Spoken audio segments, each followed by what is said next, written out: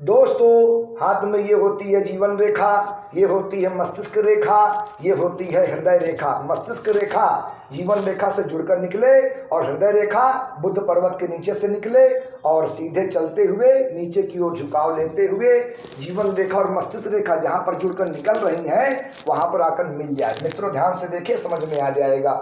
केतु के पर्वत से एक केतु की रेखा ऊपर की ओर उठे जो घुमाव लेकर जीवन रेखा को काटे और शुक्र के पर्वत में पहुंच जाए। दोस्तों, हृदय रेखा हमारे स्वभाव के बारे में बताती है कि हमारा स्वभाव किस प्रकार का होगा और सबसे महत्वपूर्ण कि हृदय रेखा हमारे पारिवारिक सुख के बारे में बताती है। इसीलिए इसे बंधन की रेखा भी कहा जाता है, पारिवारिक सुख की रेखा भी कहा जाता है।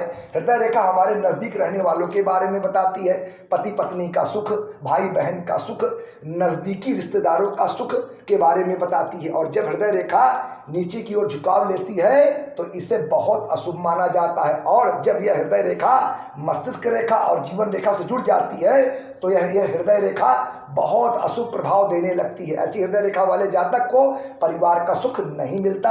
ऐसी हृदय रेखा पारिवारिक कलह का प्रतीक होती है, सूचक होती है। ऐसा जातक जीवन भर पारिवारिक कलह से परेशान रहता है, पारिवारिक समस्याओं से परेशान रहता है। कारण कुछ भी हो सकता है, क्योंकि जीवन रेखा मस्तिष्क रेखा और हृदय रेखा का एक साथ जुड़ना इसका मुख्य कारण होता है। और केतु के पर्वत से निकलकर शुक्र के पर्वत में पहुंचने वाली यह रेखा जातक को परिवार का सुख नहीं मिलने देती, क्योंकि शुक्र ग्रह से परिवार का सुख देखते हैं और केतु और शुक्र का संबंध पारिवारिक सुख में कमी करता है।